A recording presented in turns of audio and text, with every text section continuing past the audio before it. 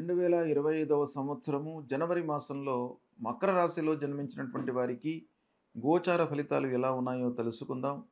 ముందుగా మకర రాశి జాతకులకు ముఖ్యమైనటువంటి గ్రహాలు ఏ స్థానాలలో సంచరిస్తున్నాయి అనేటువంటి విషయాన్ని చూసినట్టయితే సూర్య భగవానుడు జన్మ ద్వితీయ స్థానాల్లో సంచరిస్తున్నాడు, ప్రతికూలంగా ఉన్నాడు.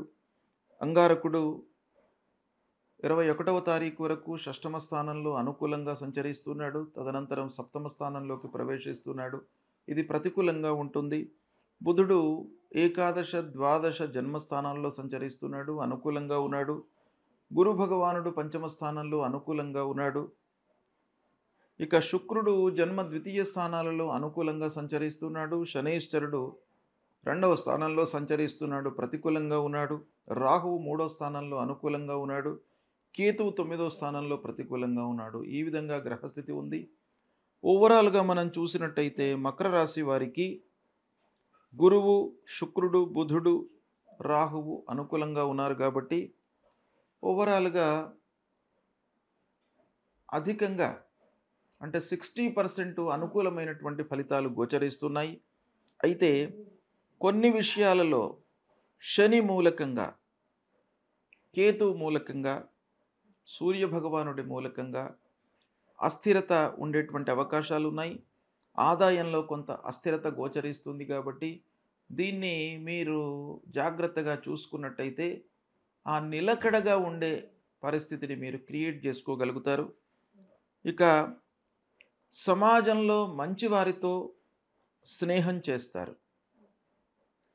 మొదటి 2 వారాలు మంచి వారితో సాహచర్యం లభిస్తుంది మీకు. అయితే తదనంతరం మాసాంతం లోపల కొంత వృధా ఖర్చులు కూడాను గోచరిస్తున్నాయి కాబట్టి ఈ మంచివారితో స్నేహాన్ని మీరు మలుచుకోవాలి, కార్య సాఫల్యానికి ఉపయోగించుకోండి. ఇక ఖర్చుల విషయంలో జాగ్రత్త అవసరము. భార్యా పిల్లలతో సంతృప్తిగా ఉంటారు. కుటుంబ పెద్దల సూచనలను పాటిస్తూ ఉంటారు.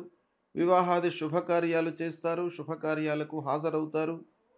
పిల్లల సెటిల్మెంట్ విషయం లోపల అంటే వాళ్ళ ఉద్యోగం కానివ్వండి, వారికి ఒక మంచి సంబంధం చూడడం పైన కానివ్వండి, వారి యొక్క హయ్యర్ ఎడ్యుకేషన్ విషయంలో కానివ్వండి, మీరు సమయానికి మంచి నిర్ణయాలు తీసుకుంటారు.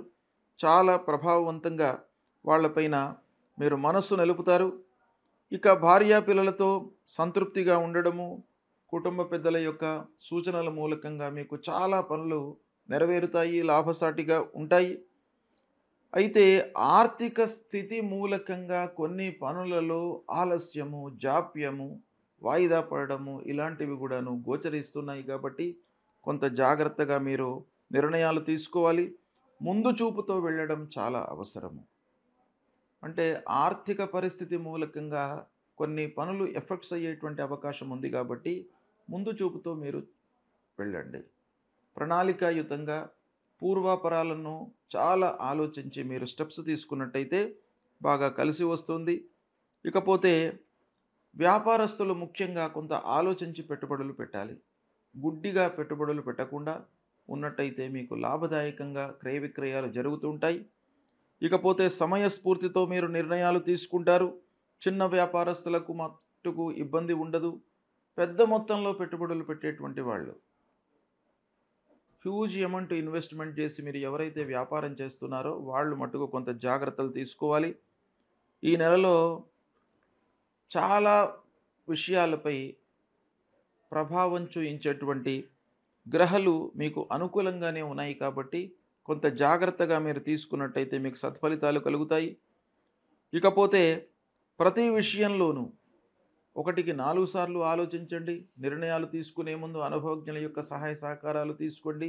దగ్గరి వాళ్లతో మీరు చర్చించండి, సత్ఫలితాలను పొందుతారు. కాంట్రాక్టర్లకు సజావుగానే జరుగుతుంది వ్యవహారం. రియల్ ఎస్టేట్ రంగంలో ఉన్నటువంటి వారికి అనుకూలంగా ఉంది ఈ మాసం.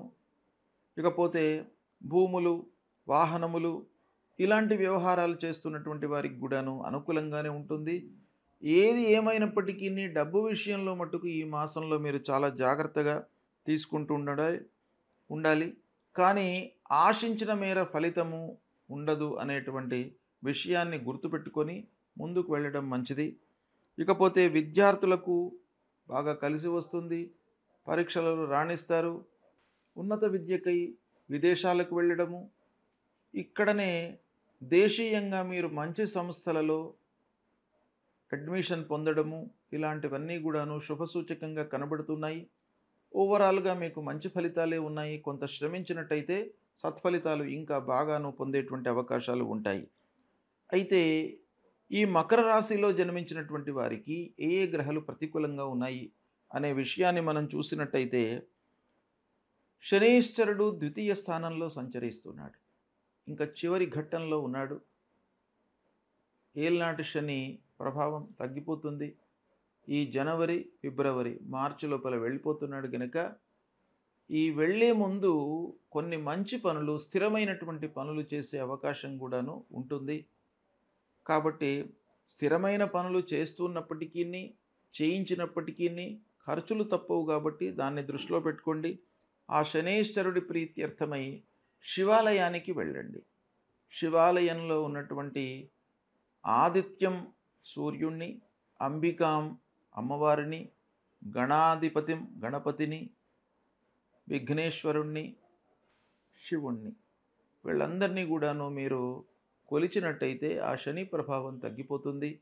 ప్రతినిత్యం కూడాను నీలాంజన సమాభాసం రవిపుత్రం మహాగ్రహం ఛాయా మార్తాండ సంభూతం తం నమామి శనైశ్చరం అనేటువంటి మూలమంత్రాన్ని చదువుకున్నట్టయితే ఆ శని భగవానుడి యొక్క అనుగ్రహం లభిస్తుంది. నవగ్రహ స్తోత్ర పారాయణం చేసుకోండి. నవగ్రహాల లోపల దక్షిణ భాగంలో ఉన్నటువంటి ఆ శనైశ్వరుడి పైన నువ్వుల నూనెతో అభిషేకం చేయండి.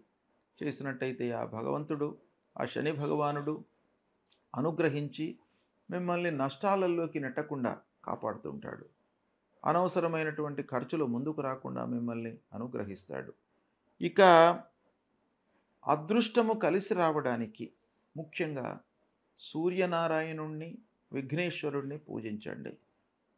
తద్వారా ఏమవుతుంది, మీరు ఎంత ఎఫర్ట్స్ పెట్టినప్పటికీ, ఎంత కష్టపడినప్పటికీ ఒక 1% అయినా కూడాను ఆ భగవంతుడి యొక్క అనుగ్రహము తప్పకుండా కావాలి మనిషికి. కాబట్టి ఆ రూపంలో ఆ భగవంతుడు మిమ్మల్ని అనుగ్రహిస్తాడు కాబట్టి విఘ్నేశ్వరుణ్ణి, సూర్యుణ్ణి పూజించండి తప్పకుండా. మీకు అన్ని రకాలుగా శుభ ఫలితాలు కలుగుతాయి. శుభం.